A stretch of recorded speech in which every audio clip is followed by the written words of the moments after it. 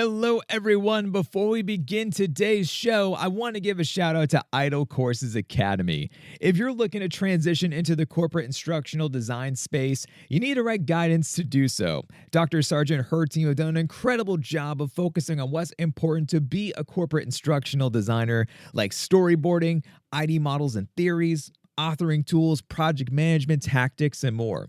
They even cover how to make your resume and portfolio stand out from the crowd and have an impressive completion rate with their students working at organizations like Google, Salesforce, GM, Uber, Walmart, and Amazon.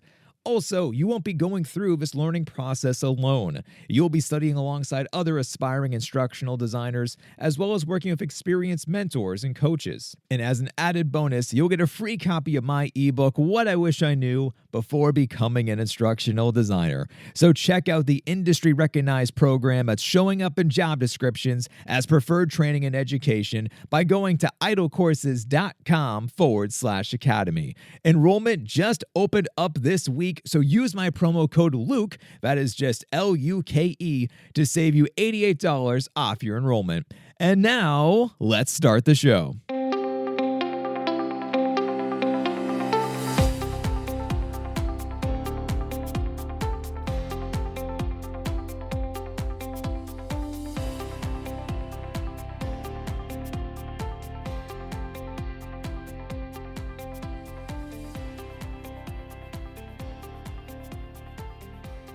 Hello, everybody, and welcome on in to the nerdiest podcast that you are going to hear today.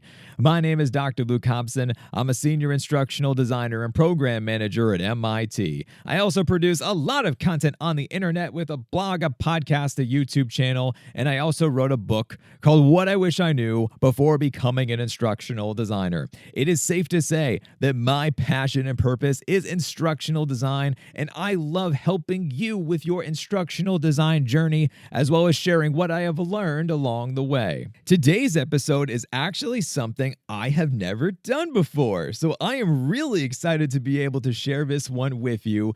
As many of you know, and you've probably attended some of them as well, I do a lot of speaking opportunities. A lot of them are currently on Zoom and other different types of platforms, and it's always so fun because, of course, more of you are able to come. It's a flexible option instead of trying to organize something via in-person, which someday I am going to do in-person things again. Have yet to do them so far.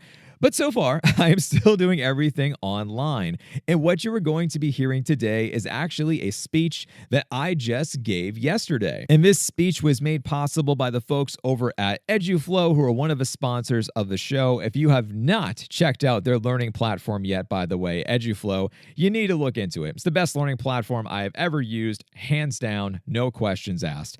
And because of them, we were able to connect and to give you this type of speech where we recorded it and we agreed we're just going to share it on every platform. So I took the content from the speech, which is called What I Wish I Knew Before Becoming an Instructional Designer. Yes, it was basically a speech that was like a crash course from my book, and I stripped the audio from that one, and that is actually what you are going to be listening to in this podcast episode. This speech was also a lot of fun to give because, of course, I have given this speech quite a few times, but I always keep on trying to update it and to keep it fresh so that way I'm not just sharing the same exact stories every single time.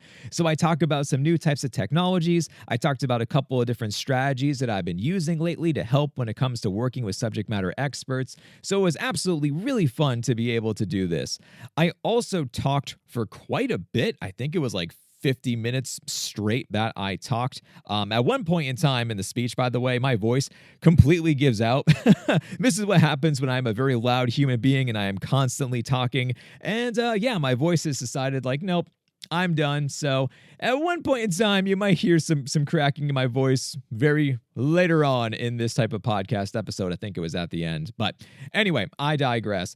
At the end of this, though, I did a rapid fire Q&A round, which was really cool. So for the 130 people who were in attendance for this, I asked them to put all of their questions in the chat. Some really good questions came up, talking about portfolios, talking about career changes, and a few other great topics as well. And that is what you are in store for today. As a reminder, folks, my course on collaborating and building relationships with subject matter experts is launching once again on Wednesday, June 15th. If you have not yet signed up for that one, absolutely go on into the show notes. You can find the link over there where my courses are held over in EduFlow Academy. And the last thing I'll say about this episode in particular is that if you do want to see me give the speech, the YouTube video is also going to be up and running. So I will once again put the link in the show notes below for you to be able to go and to check that out. But that is all I have for you, so I'm going to stop talking so you can enjoy the episode. Here is my speech on what I wish I knew before becoming an instructional designer. All right, folks, we are at the hour, so let's get this thing started, shall we? First thing is first, need to ask the very cliche thing. Can everyone see and hear me okay? Give me a thumbs up if you can. Just want to be able to make sure. Okay, seeing the thumbs up. Wonderful. Well, everybody, first and foremost, thank you for taking the time out of your busy day to come to this presentation. If you don't know who I am, my name is Dr. Luke Hobson. I'm a senior instructional designer and program manager over at MIT. I also make a lot of content on the internet all about instructional design, blog, a podcast, and a YouTube channel because my passion is instructional design. I absolutely love what it is that I do for a living, and being able to share more about these experiences with folks like you has been something that has been so cool and has filled me with so much joy to be able to do this over the last couple of years. And then I love instructional design so much, I actually wrote a book about it called What I Wish I Knew Before Becoming an Instructional Designer. And this book was basically like, if you and I were in a coffee shop and you said to me, hey, Luke, I'm thinking about becoming an instructional designer. What do I need to know? Is there anything I need to look out for? What's something that you wish that you knew about before going over into this field? And that is exactly what you're going to be hearing about today. This is going to be essentially a crash course presentation all about the summary of the book, if you will, just to instill into you as much information as I possibly can. So for those of you transitioning over into this field, or perhaps you already are an instructional designer looking to learn from a different type of perspective, all are welcome into this presentation. So folks, what we are going to do is that because I have a lot of content that I want to be able to share with you today, what I'd ask is that if you do have questions, we're going to save that for the end. And because already there's 100 something of you already on this call, what I'd ask is that you hold on to your question, and then at the end, we'll have time for our chat. And then if you want to just plug and play your question inside of a chat, I'll do like a rapid fire round where I'm going to try to answer as many questions as I can with as much time that we do have. So that is all I ask. But before we get started, I have a question for all of you. Go into the chat for me once again, real quick. Did you know about instructional design before the pandemic, before 2020? Give me a yes or give me a no.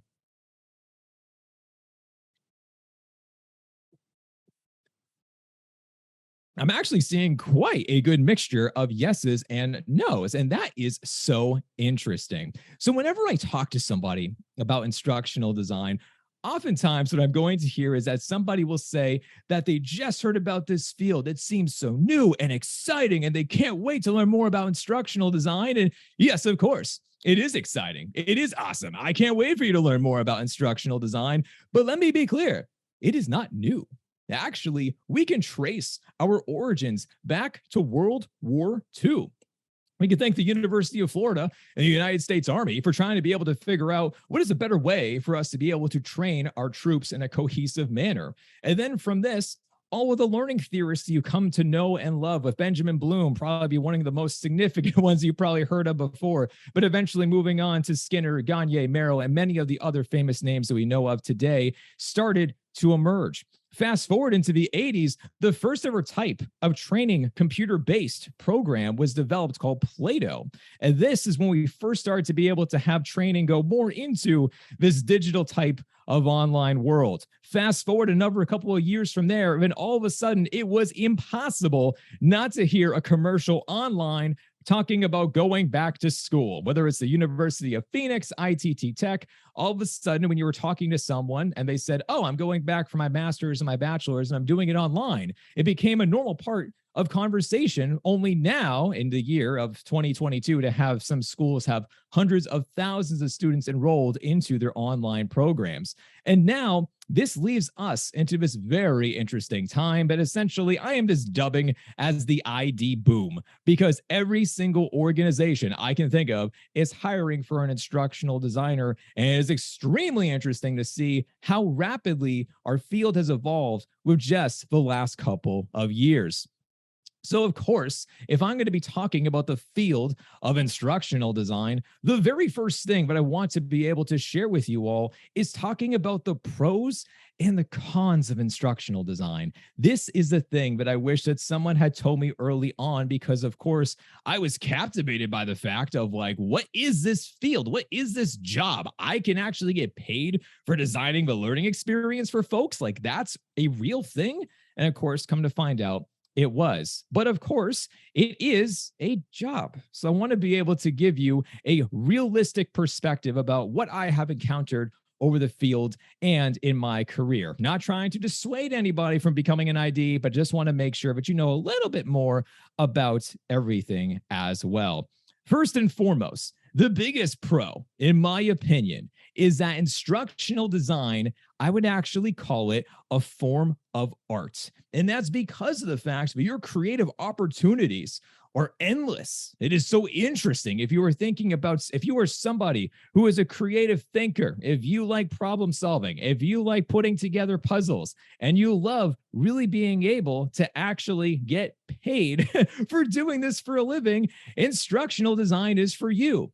What I have found so fascinating is that while, of course, we do have guidelines for best practices and how to do things as far as for with developing effective trainings and rubrics and syllabi and all these other different things, whether you're coming from this with a higher ed perspective, corporate, or for many other different types of sectors, there's also really not some form of golden rule to say that you should really be using scenario-based learning at this point in time, or project-based learning here, or over in this part of the overall course or training. A simulation would really be effective. It is very much up to you as a designer and working together with your subject matter expert to be able to determine how exactly everything is going to go. Now, what's so cool about this and why I call it a form of art is that because of you, your own type of personality, your experiences, they are going to be embedded into the product. So the course, the training, the program, the workshop, the webinar, the residency, the summit, the whatever you are designing is going to have elements of you, and that's what makes something so special. And what other job is there that exists where you're going to be mapping out the entire learning experience from start and then all the way until the finish? If you are able to actually think about it like a map and trying to be able to pinpoint what our students and our learners are going to be experiencing within every single page, every section, every click, it is so fascinating to be able to think about how we are going to help people as far as for achieving the goals that we set. What problems are we trying to solve with education? And of course, how are we going to guide them there by mapping out this type of learning journey? And what exactly are you going to do to make that happen? Will you be using presentations or capstones or peer-reviewed activities or case studies or simulations? And the list goes on and on and on with different forms of assessments, activities, and other different types of learning techniques that you can use to really wow the students, to wow the learners, and to be able to have an overall incredible learning experience.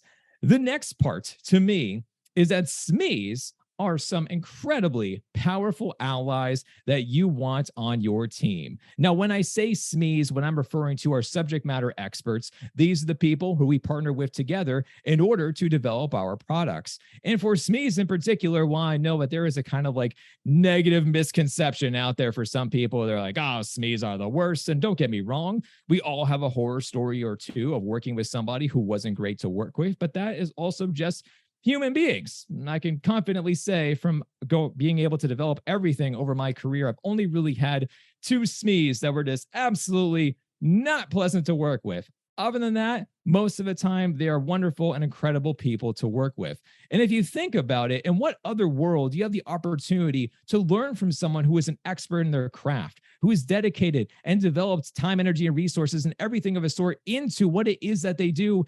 And you get to learn from this person. You get to work with them. And of course, you get to add them over into your network. This is going to be a person who potentially you could reach out to as far as for with assistance or questions or guidance. And if you do something as far as for making an incredible working relationship with this person, well, they're going to stick around and they're actually going to become your champions. It is so funny to hear when working with some of the SMEs from over the years that they're going to go and tell other people that we work with, as far as for saying that, like, oh, yeah, I know, Luke, we developed something awesome together. You should really look into this because I know that him and his team can help you out too. And if you were able to do this and make champions with these people, more opportunities are absolutely going to come your way from an organizational standpoint, from more projects, and of course, from you as an individual as well. And last but not least, you are always learning. Always, always, always learning. If you are somebody who watches the History Channel for fun, if you first heard about Bitcoin and you started going down a rabbit hole for 30 minutes of what the heck is this and how am I able to invest in this and what is it that I do, if you just love to learn, instructional design is absolutely for you. Some of the key things that you're going to be learning about: project management, networking, managing a budget, leadership training, onboarding, multimedia skills.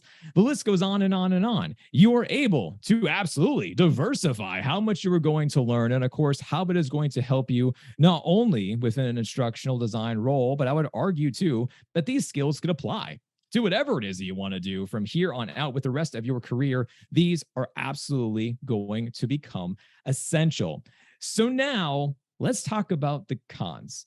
Once again, I am not trying to dissuade anybody. This is just a form of my experience, my overall perspectives about the negative side of the house when it comes to instructional design. You may absolutely see one of my cons, by the way, and say like, no, actually, I like that, which is entirely possible, FYI. But these are my cons. The first is the schedule and stability.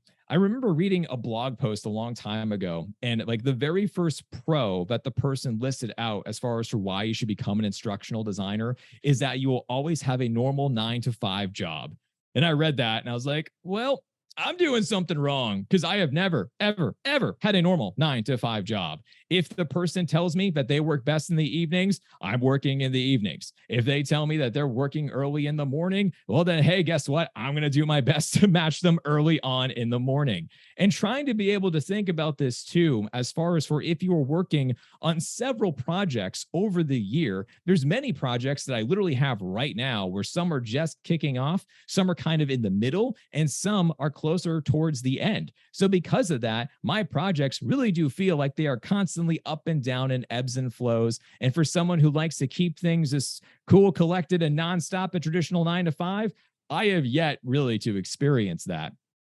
The other thing that I found to be kind of odd, I've read about how some folks are like, oh, summer must be your downtime because you work in education.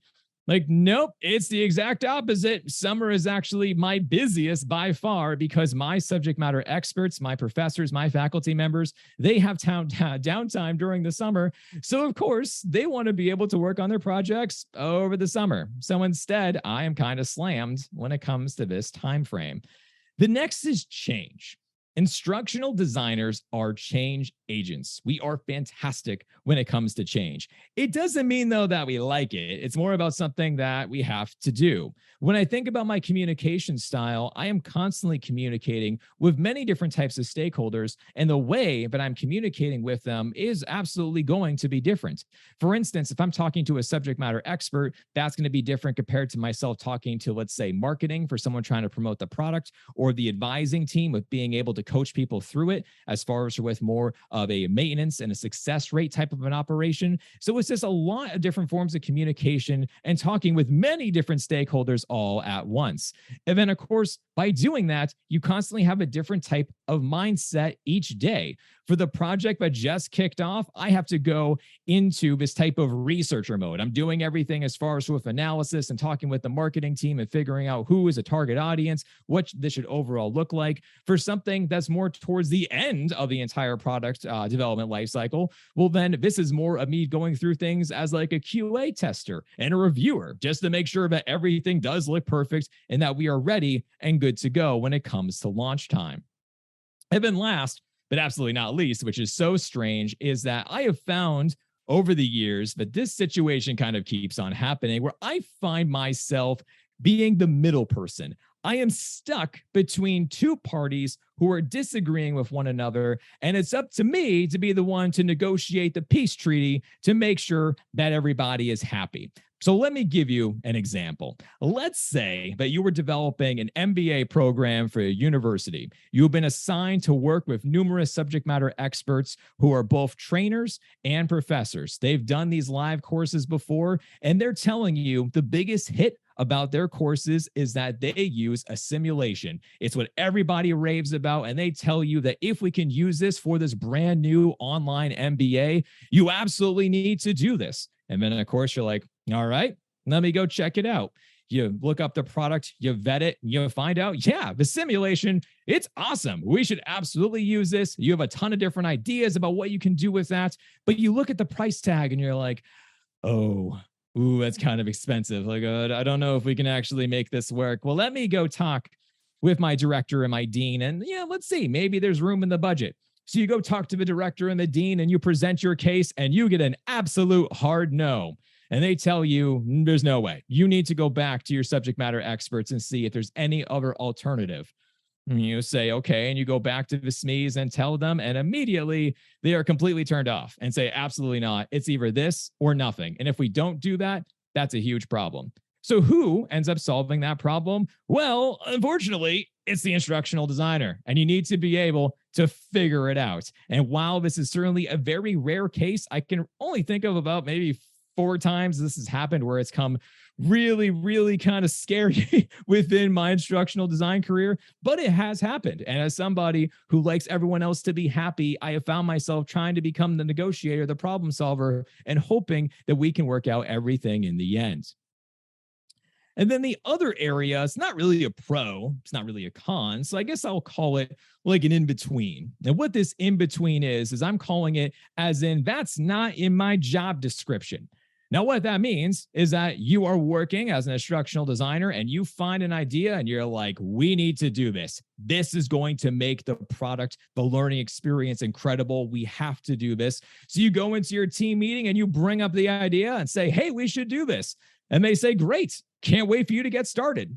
And you're like, wait, no, that wasn't the point. I wasn't trying to just throw the idea out to give myself more work. It was that we should work on it together. And they're like, nope, it's all you. And you're like, yay, that's what's going to happen. Okay, I guess I'm going to do this. Now, this has happened to me multiple times throughout my career where I'm going to pitch an idea and I feel like someone is more qualified for me to be able to do this. And then I look around the room at the team and I'm like, oh, nope, by default, I think it might actually be me. Now, this happened to me for a couple of variety of things, but overall with webinars and definitely for podcasts, what I do for my courses, my trainings, my programs, and everything else that I design, I always do a pilot program. I want to be able to get learner feedback at the end of every single week from a quantitative perspective by having a survey and then following up with a qualitative phase and making sure that I'm doing focus groups and interviews and just to learn more about what they were talking about.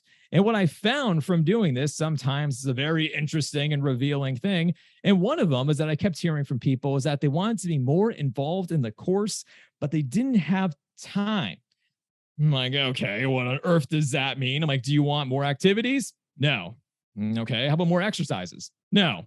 I'm like, okay, what can I possibly do to make you feel more involved, but somehow not add more to your plate? And as we kept on talking, finally, I realized time, I need to dive into that further. And I was just like, so you want to be involved, but you don't have time. Where do you have the time during your day to be more involved? And then that's when I heard from people of, oh, the commute, the ride to work. I have an hour going to and back every day. You can give me something in that time frame, I'll do it.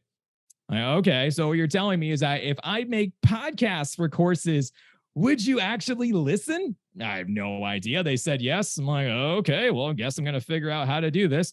So thus, I started making podcasts for our courses. And I did this for a leadership program for MIT.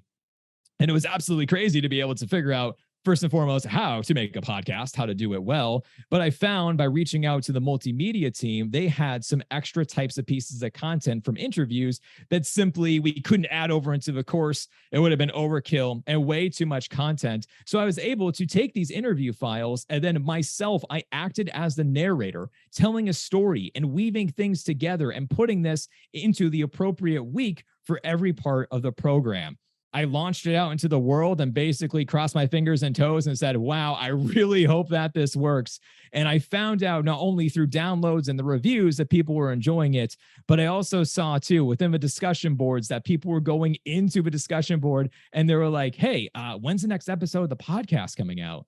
It's like, oh, no, I'm done. I did not plan on making this as a part of my full-time job. I don't have more, but I really do hope that you enjoy these. So once again, this was me simply raising my hand with an idea, hoping and praying that maybe someone is actually going to like it, and it did work out. So for a pro, yeah, this was cool. I developed a brand new skill set. Before this, I did not have much experience of making podcasts for courses, so that was really interesting. A con, nothing at all came off of my plate, and I had to essentially do this after work in order to effectively figure out how I was going to go all about this.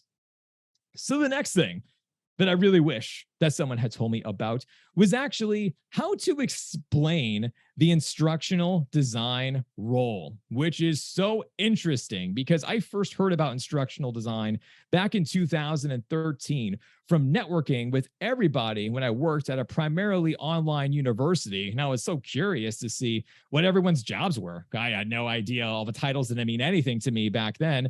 And I stumbled upon one friend of mine who was an instructional designer. I was like, hey, what is it that you do? It's like, oh, well, you know how we have our online courses? It's like, well, yeah. He's like, well, somebody has to design those and work with the professors in order to make that happen. And that's what I do. Like, really? I was like, that's what you get paid to do? I was like, yeah. Like, okay, well, how do I get this job? So that became this mission to become an instructional designer. So I had this idea in my head that everyone must know what instructional design is. And that was until I became an instructional designer and I introduced myself inside of every kickoff call for every project. And the exact same thing would happen.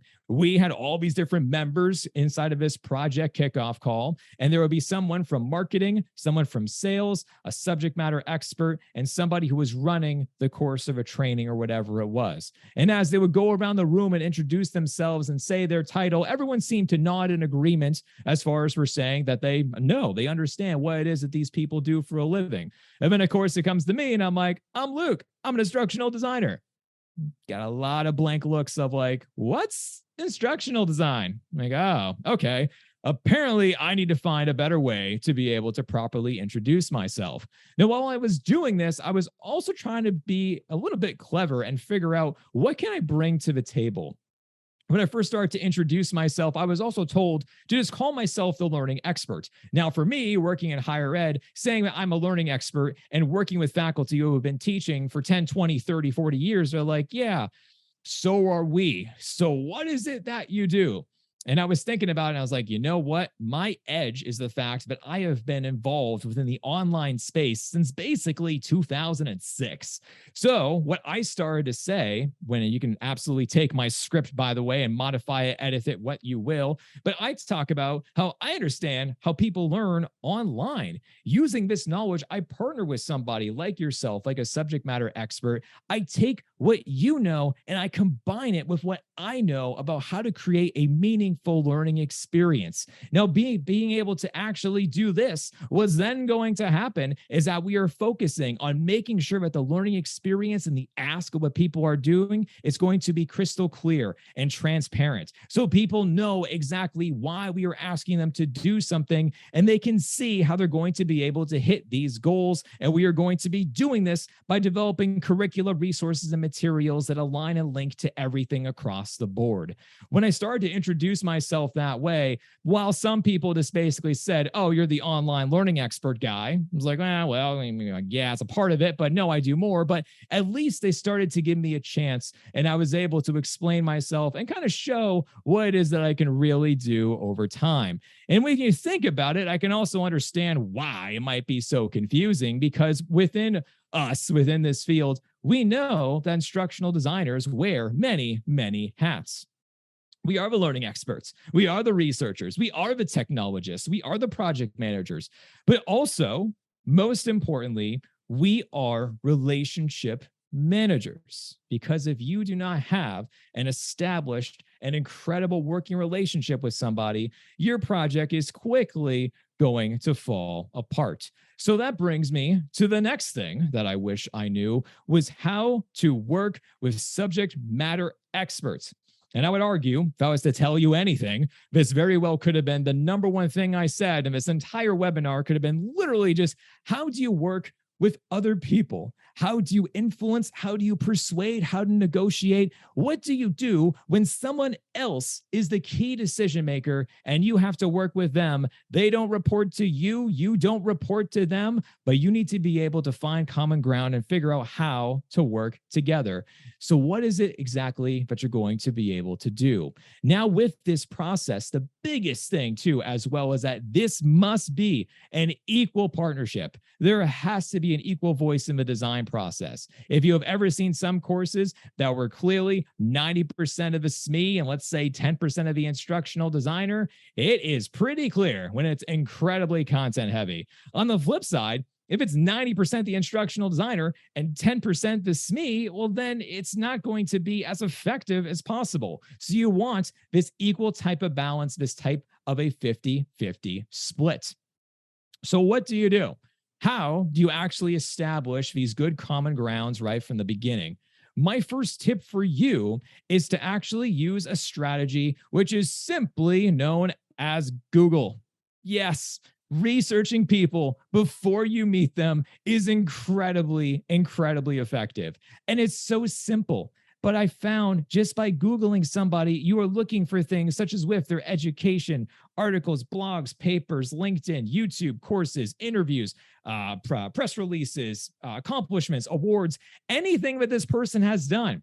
You are trying to find their passions. You are trying to learn more about them. So then that way, when you go and actually meet them for the very first time, you can actually see this and you can try to make it a reality in order to really be able to create an incredible relationship. So I'll give you an example about how I have actually done this, because I definitely, for years, all I was trying to do was basically wing it. I would go to these meetings and I'm like, oh, maybe this person will just like me if I show them I'm working really hard. And yeah, that really didn't work out so well. So finally, I was absolutely sick and tired of this. And I was like, no, you know what? I am going to conduct so much research. I am going to figure this out. So let me see, how am I going to do this? And this is essentially what I did, is that I went onto Google and I was assigned to work with a SME all about business strategies. Incredibly vague. I have no idea what direction this program is going to be going into, but I found this meme on LinkedIn. From LinkedIn, I actually saw that his personal website was listed inside of the featured page. From there, I was able to dive on in and I saw that he had numerous blog postings that were all about his thoughts around strategy and his tips and his techniques. All of a sudden, I was like, oh my gosh, thank you. I now know what I'm going to do. So I read and I downloaded every single blog. And what I was trying to do was to be able to pick up on the terminology. I was trying to understand more about his perspectives and where he was coming from and what was his mindset when he was writing those different types of blogs. So then when I met him and we did the kickoff call and I actually got to introduce myself, say, hey, I'm Luke, I'm a designer and blah, blah, blah, I could tell that he was starting to size me up.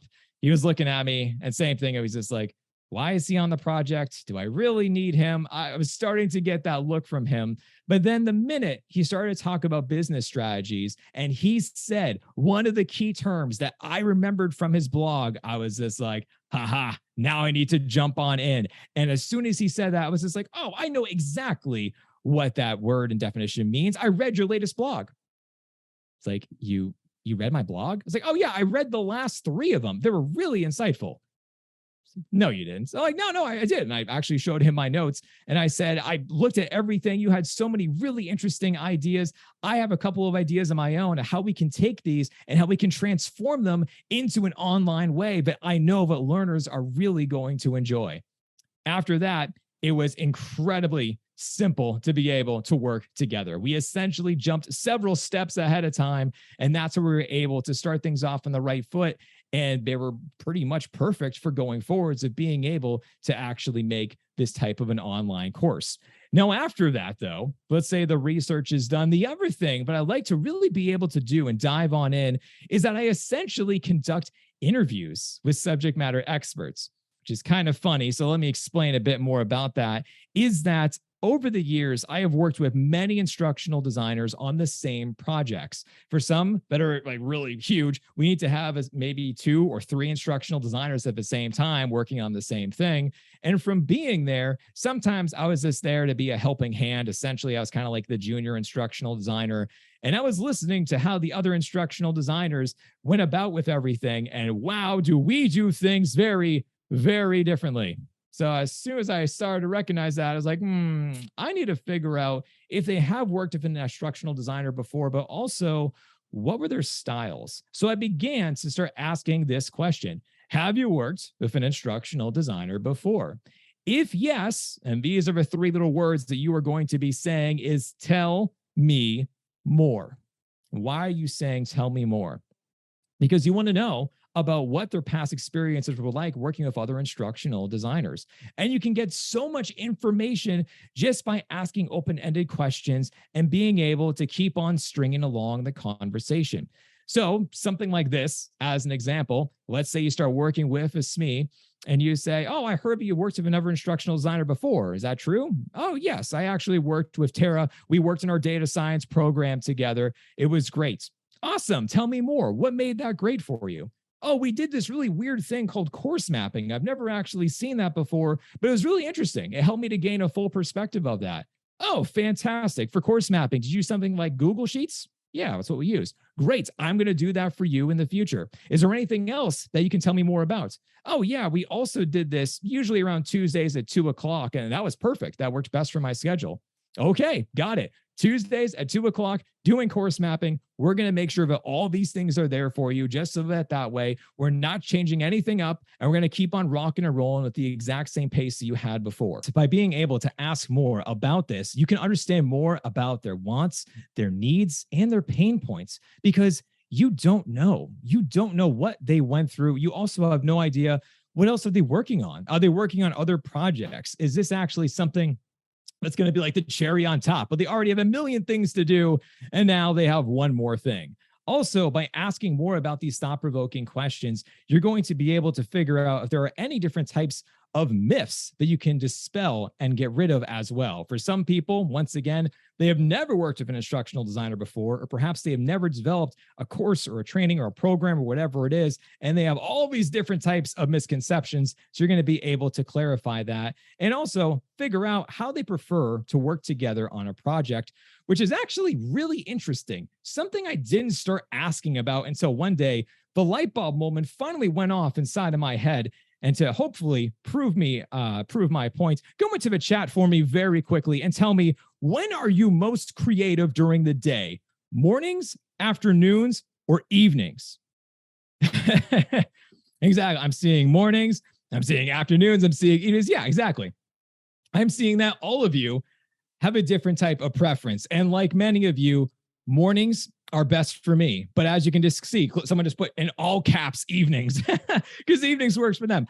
I get it. I absolutely understand. And it's so funny because when we start working with subject matter experts, we reflect upon to them how we prefer to work.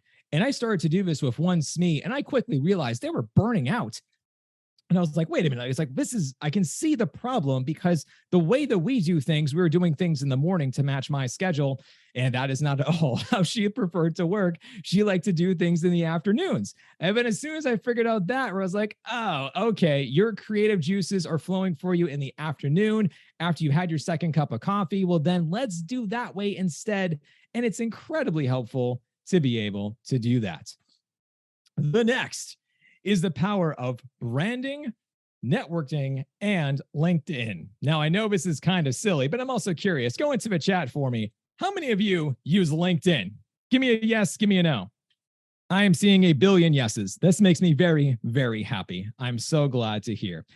But I also just saw one comment that is actually one of the things I was looking out for as yes, but I really should be using it more. And that is the thing. When it comes to you and thinking about you as an instructional designer, everything that we have seen so far that people have gone through, what people are transitioning over into, there almost is this kind of identity crisis. And what I mean by that is that for many people, they worked at several different organizations. And during these really crazy times, especially during the pandemic, a lot of people were let go of and they had layoffs and other things of that nature.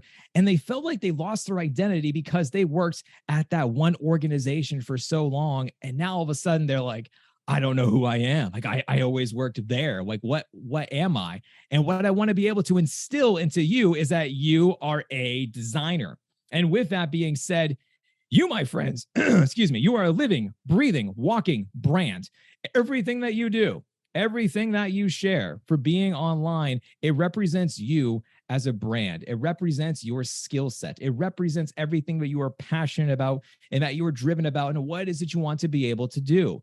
Now, of course, if you have been looking at so many of the different job postings online lately, one of the things that has been absolutely shocking to see, and I saw this actually the other day, is that there was one job posting that went up in the morning, and I think it had around 70 applicants. And then by the evening, it had 300. And LinkedIn actually shows that, right? It's just like, okay, it's been 12 hours. Like, what happened during that 12-hour time frame? And of course, more and more people are applying now more than ever to be able to do this. So the competition is getting fiercer. So in order to help you, I want you to absolutely be able to stand out from the crowd in your own type of way. And how you're going to be able to do that is certainly if you want to have some form of an online presence.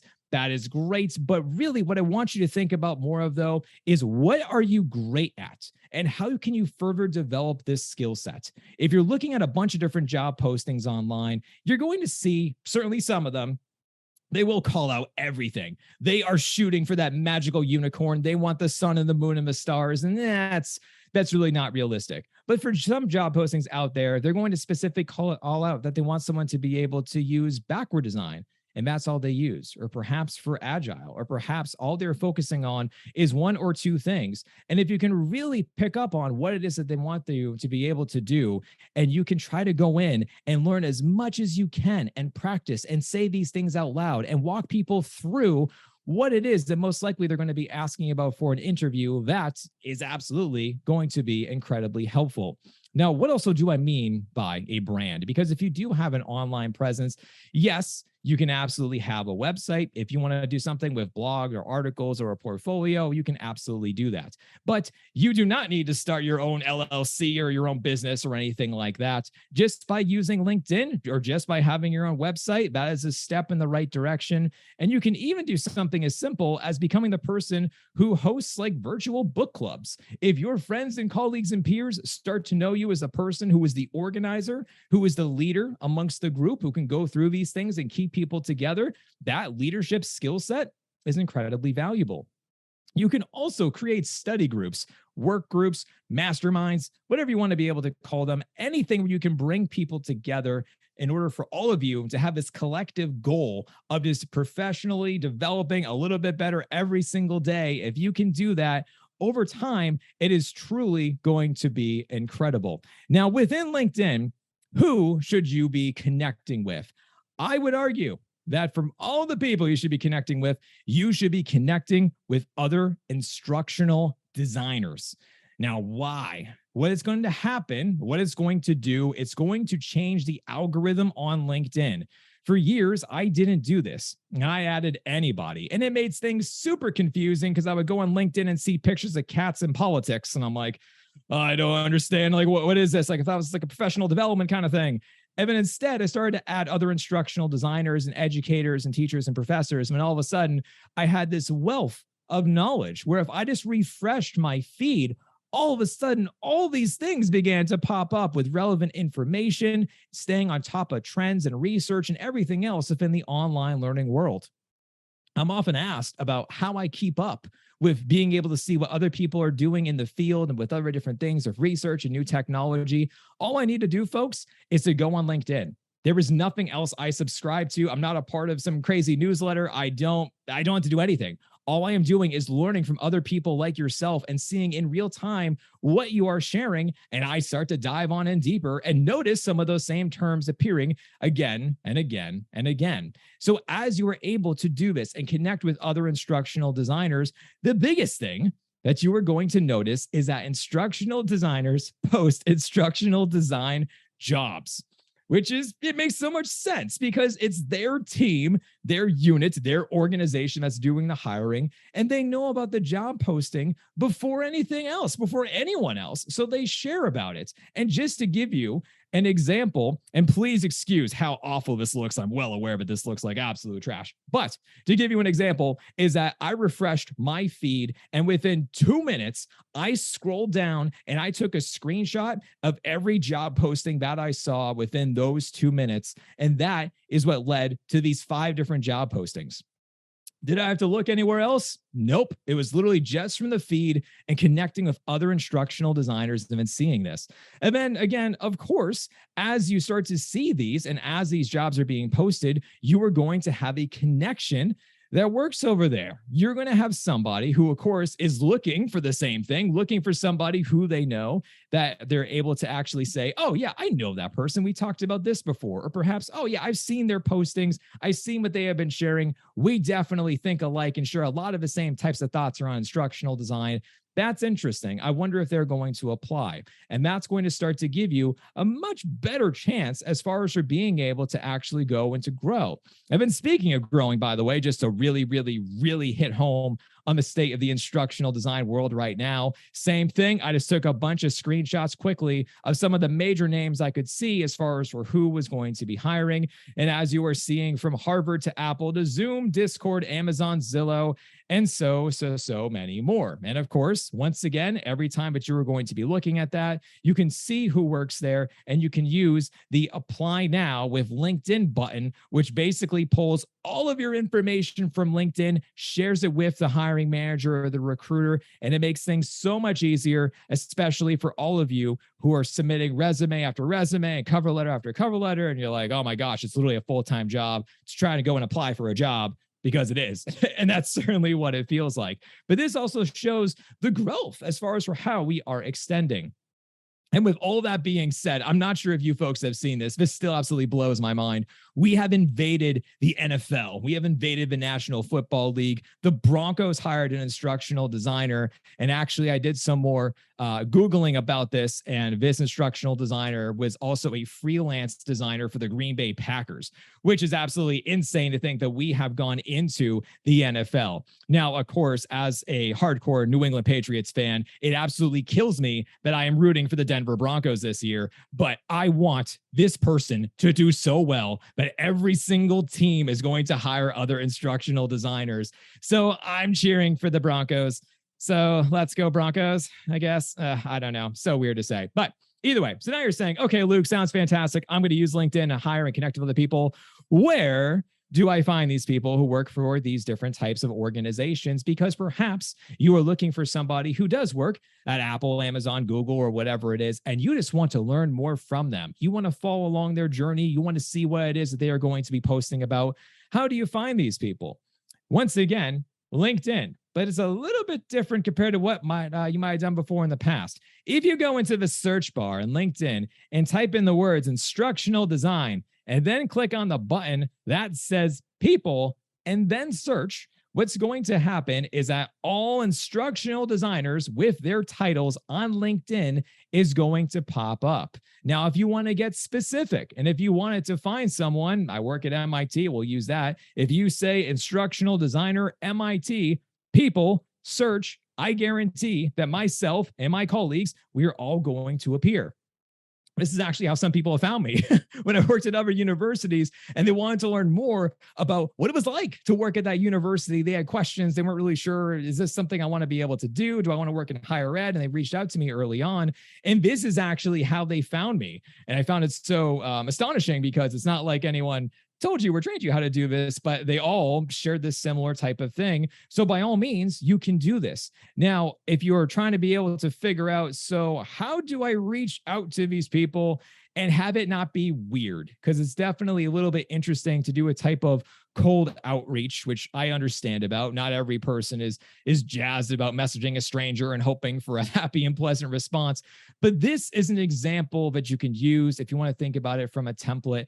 I was actually able to receive this from another person, and this is what they said. They sent me over this message. It basically says, "Hey, Luke, hope this reaches you well. I'm sure you've heard this phrase about 10 times this week, but I hope that you are. I really appreciate reading your articles and content posts about online learning and management. If you ever have the time, I would really appreciate a small 10 to 15-minute window of your time to connect via Zoom. As I venture into this online world of higher ed, I would love to learn from your experiences." I just so happened to actually have 10 to 15 minutes that day, reached out and said, "Sure, if you want to chat via Zoom, let's do it. Happy to share with you what it is that I know." It was an absolutely awesome, incredible conversation, just having basically a virtual coffee chat and sharing about each other and just giving some words of wisdom to hopefully help her out. And now she's an instructional designer doing often amazing things. And it's just so cool to be able to see. Now, you can absolutely do this too by reaching out to other people, by asking if they wouldn't mind to have a small 10 to 15-minute window to be able to chat. And you can also absolutely phrase that as far as just being a coffee chat. It works quite a shocking bit of time. So definitely feel free to do that. If they don't respond back to you, that's also a-okay. Not every single person is going to do that, but just FYI, I found this to be an incredibly easy and effective way in order to connect with others, especially on LinkedIn. And then the last thing, folks, I want to be able to share with you is the future of instructional design. And this is kind of funny because, of course, before you go into a field, or if you're an entry-level instructional designer inside of a field, you're probably wondering, where is this going? Excuse me. Where is this actually going? What is it that we're going to be doing? And the thing is, and my hint for you is that it's already here. How many of you have actually asked this question about, are you thinking about the future of instructional design? Go into the chat once again. Give me a quick yes. Give me a quick no. Have you thought about instructional design in the future before? Not shocking at all. I'm seeing a lot of yeses because, of course, we are wondering about what it is that we are doing and where it is that we are going. Also, I saw too that a bunch of you were just sharing your LinkedIn profiles as well to connect with one another. Absolutely, please feel free to do that. If you want to be able to create your own connections or your own group, absolutely feel free to share your LinkedIn profiles inside of a chat. But the thing is, folks, I would say the future is already here. Now, what do I mean by this is that there are certainly obstacles. There are barriers to be able to implement, to be able to scale. Sometimes it's pricing. Sometimes it's a variety of things of why we haven't actually done things the way that we're trying to think about it in the future. But what I would say is that really it's already here. And this is what I am currently seeing. For instance, if we wanted to have discussions, instead of the same old discussion boards, why can't we use something with technology like with GatherTown, a type of a platform that kind of looks like if Zoom and The Legend of Zelda had a baby, it would make this. As far as for being a 64-bit type of an avatar world that is all based around proximity, where the closer that you get to somebody, the more you can hear them. And if you're done with the conversation, you just back up and walk away. And then again, of course, the screen is going away. You can design and customize the entire learning environments, change literally every single thing that you want to do. And instead of the tried and true traditional discussion boards, you're like, actually, we're going to do live discussions and we're going to have it be in this way. Or maybe you're like, you know what? That's actually really cool, but what about something else? And for that, I would give you Spot. Now, Spot is a first person or a third person. You can actually change the view depending upon what you want. But I started to host my office hours this way. Students would literally come through this type of 3D glass door as I was sitting there listening to music, and there were things on the side of the wall playing from the YouTube video, and we would just come and chat, and I would just hang out there for an hour and just wait for people to come to my office hours for the courses that I taught. And of course, every time that they came on in, they were like, what is this? Like, this is different. Like, yeah, I know it's kind of cool to be able to think about this from more like of a, here's your futuristic office hours kind of thing, but it's actually here in person.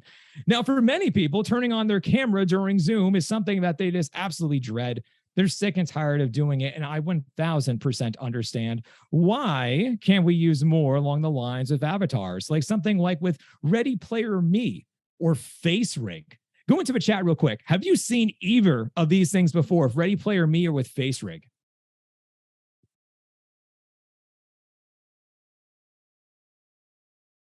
Getting a lot of yeses and a lot of no's as well, too. So face rig is so fascinating as well because it absolutely, at Ready Player Me, there's a whole bunch of them that you can use, but they follow along with your mannerisms and with your movements. So if you do not want to be on camera for whatever, there's a variety of reasons for why folks should not be on camera, which is absolutely a-okay. This can be different. It still shows that you're paying attention. It still shows that you're interacting. But yes, you might look like a 3D version of yourself, or perhaps like a raccoon, whatever floats your boat. You can do absolutely anything. Now, of course, we could be talking about extended reality. We have to talk about this as well, too, because the metaverse is here and people have already been dabbling and using it now for over a year. And this is actually a picture coming from Facebook's Horizon workrooms when they use the Oculus and they're wearing those things inside of their faces. But this is something that people are using as far as for the future with remote working. Why can't we do this? We can. Yes, there are barriers, absolutely possible, but people are doing about this right now. For some people, this is their normal working environment, that when they sign on and they do their 9 to 5, they are inside of these types of rooms. It's not going to be too long until it's very common that a bunch of folks within one organization will be wearing Oculus, and that's how we're going to be conducting things instead of using Zoom or perhaps with something similar. And then the last thing to be able to share with you, which I've found extremely interesting, is the concept of learning tracks. Go into the chat for me real quick. Have you heard of learning tracks before?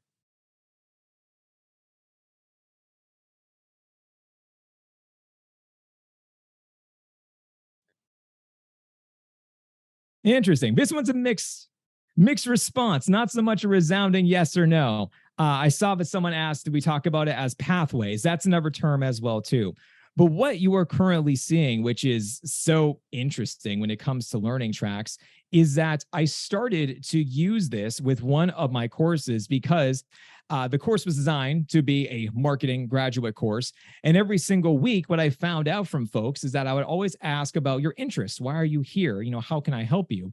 And I found that there was a split number of people who came in because they wanted to be a marketer for a team, for an organization. But by far, there was another half who wanted to become entrepreneurs. And that's why they were coming in to learn more about marketing. Now, this was really interesting because I thought about it. And I was like, wait a minute, could I, in theory, excuse me, give them the flexibility to be able to choose what learning path they wanted to go down? Could they actually pick and choose the entrepreneur path? Could they pick the marketing path? And sure enough, they could. I can design and take the content, the activities, the assessments, and actually put it together in its own package that would be for an entrepreneur pack versus somebody who is going as far as for being with a team. Now, you could even hypothetically change this as far as for saying, I also want to include an easy, medium, and hard track if you so choose to be able to do this. Yes, that's going to take time. It's going to be difficult to be able to build and expand out, but it's just more about thinking for the future. This is a possibility that you can actually do. And for a lot of you who are inside of the EduFlow cohort, because this is all made inside of EduFlow, by the way, is the platform that I use to do this, you've also probably noticed that if you're inside of the Instructional Design Principles for Course Creators course, it is going to be able to allow you to pick and choose what track you want to go down as far as for, do you want to be an instructional designer in corporate, government, higher ed, K through 12, or nonprofit? And indeed, you can pick and choose what track you want to go down, and this would unlock unique discussions pertaining to the different types of tags and the different types of tracks that we created on the back end. It gave a sense of flexibility, of freedom, of a choose your own adventure. And this, to me, is by far where we are going to be going into the future. But also, once again, as a reminder, this is literally happening right here, right now. Well, folks, if you made it with me all the way until the end, which 130 of you did, thank you so much for sticking around for this entire hour to hear about the babbling of instructional design. The last two things I'm going to mention is that if you did enjoy this, as far as for with all of these different types of topics, my book is literally called the exact same thing, What I Wish I Knew Before Becoming an Instructional Designer. That goes into many, many, many more topics. I was just trying to give you some of the overall findings and some of the most interesting things from the book. But of course, there are more inside inside of there. And the other thing is that if you are curious more about working with other people and collaborating and building relationships with subject matter experts, our course over on EduFlow Academy is actually next Wednesday is when the course does kick off. It's a 2-week course. We go through things as far as for every strategy and tip and technique I can throw at you to make you a better person, a better relationship manager, and a better collaborator. So if you want to find that, you can go to EduFlow Academy and find the link over there for that course. But other than that, folks, besides the fact that my voice has completely given out on me, so it's been a super interesting time trying to do this. But besides that, if you have any and all questions, post them inside of a chat, and I am just going to do a rapid fire round, answer as many questions as I can while we have a couple of minutes left. So please feel free to do that, and absolutely thank all of you. I know that I went through things very quickly, but thank you all for attending as well. And I see one question. What is the best way for an IT professional to showcase his skill set, please? Absolutely. So fantastic question. If you are thinking, so I'm going to be actually interpreting this as far as for with you trying to be able to develop, I'm going to assume a portfolio is kind of like where you want to be able to think about this for taking this type of question. When it comes to a portfolio, what I am really looking for when I am reviewing a whole bunch of them is that very much I want to be able to have somebody tell me a story and walk me through a project piece by piece and step by step. I really want to be able to see your design process and your thoughts and figure out exactly what it is that you did, where you did it, and how you're able to do this. So to give you a type of an example, let's say that you have a project and you are going to be able to talk about the introduction to the project. You then are able to clearly define the problem, what you were trying to solve with education and training. And then from there, you're going to be talking about your research, your analysis. How did you know that all of this existed? What were you trying to be able to do to figure out a solution? Then from there, walk me through the design process. Walk me through your steps. What is it that you actually did? How did you make everything? If you can include anything as far as for resources or guide or a video or for anything else that you want to be able to showcase and demonstrate all of your skills inside of that portfolio, inside of that website, that is absolutely fantastic. And then at the end, talk about what were your learnings? What were your findings? What is it that you actually were able to learn along the way? And if you could go back and redo this all over again, give me a little reflection as well. What would you do differently the next time? What did you actually learn about every single step? In a very quick 2 seconds, that is what I would be looking for to try to be able to showcase that. What do you think is the biggest mistake people make in presenting themselves if they want to move into instructional design from teaching? Fantastic question. What I keep on seeing are people focusing only on authoring tools. I get it. Authoring tools are a part of a job, I understand, but there is so much more to instructional design. What I deeply, deeply care about is not the fact that you made something on Canva and that it's pretty and it looks great. Like, okay, great. But if you're going to be an instructional designer, think about how I was talking about how folks are going to be wearing so many hats, from being the researcher, the project manager, the relationship manager. Those are the things that we're going to be asking about, especially too inside of your interview. I guarantee it's going to come up with something of, tell me a time you worked with a very challenging person. How did you get around this? What is it that you did? And those types of experiences that you have potentially had before in the past, they're definitely going to come up. So think about instructional design from this overall type of overarching thinking of somebody who knows about learning, relationships, project management, research, and technology. That is going to be the key there. Seeing a lot of thank yous as they keep on going down. Thank you. Thank you to all as well. There we go. Another question. How do UX and instructional design intersect? Oh, that's so interesting. I love this question. So fun fact, a guest is coming on the podcast who knows quite a bit about UX, and she's a very special guest because she's my wife, and she's a UX designer for Wayfair. And constantly, it's so interesting because like we'll have conversations about the design process and what it is that we did and how we go about things. And there's a lot of overlap when it comes to design. It's really interesting. Actually, even the portfolio steps that I just mentioned could very well transfer over into like a UX portfolio as well too. So it is really fascinating because this element of research and focusing on, we talk about it as like the learner experience. That's what we're trying to think about it. They're defining it as the user experience, but how is somebody using the product? What are they taking away? How are they able to assess their knowledge? How are they able to actually go about with everything?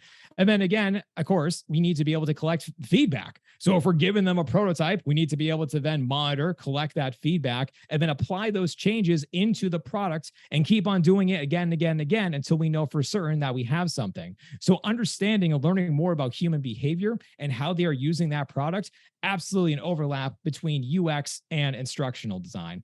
And absolutely stay tuned for that episode because she can explain it a million times better than I ever can. Going down, Luke, if you don't mind, what was your first portfolio piece that got you hired for an instructional design role?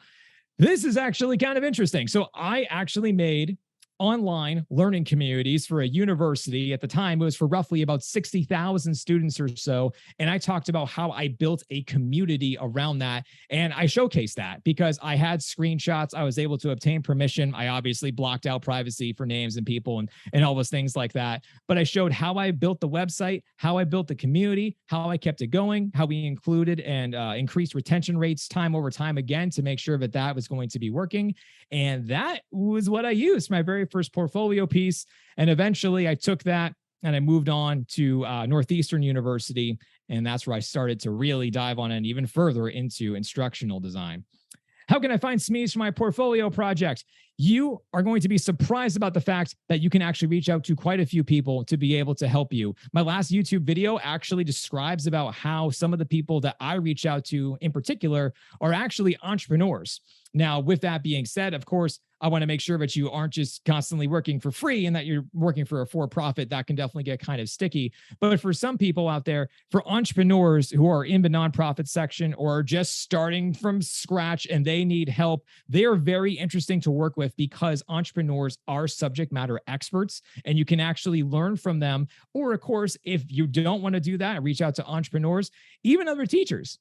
You know the content like the back of your hand. If you are going to be designing someone's online course for them, have that person be your subject matter expert. And then in return, you can be their subject matter expert to understand that perspective as well and know about the shoes from both sides of the story. Is there any keyword banks that we can use in our resume that screams instructional design? Yes, but also the other thing that I keep on seeing a lot of people do is that they just do like a brain dump of every single instructional design word ever. And it's like, oh, how do you actually know about every single thing you just said? Because sometimes you're reading that and you're like, I don't think you meant the word that you actually meant because people are including every single thing. So is there an overall word bank? I'm sure if you just Googled instructional design glossary terms, something like that, a bunch will pop up. But once again, I would be very hesitant to be able to say about if you know for some, there are absolutely going to be instructional design words like with, by words, I also mean acronyms for ADDIE, SAM, UBD. Those things are definitely going to pop up. And of course, subject matter expert, AKA SMEs, those are some of the jargons that we definitely use. That's the beginning of this field at nearly 50 years old. No problem there. You can absolutely transition on over, especially with your past experience, whatever you have done. There are definitely elements that you can take away from every job and be able to try to repurpose that and talk more about it from an instructional design space. So whether you are a teacher or coming from customer support or whatever it is, there is always something that you can try to be able to do and to take away from that. The biggest thing, which talking about and going back to a lot of those other different types of questions, is really trying to be able to gain that type of experience with working with other people. So once again, if you do want to be able to volunteer with a friend, a colleague, a coworker, and just try to be able to see and understand the process about how actually do you make a course.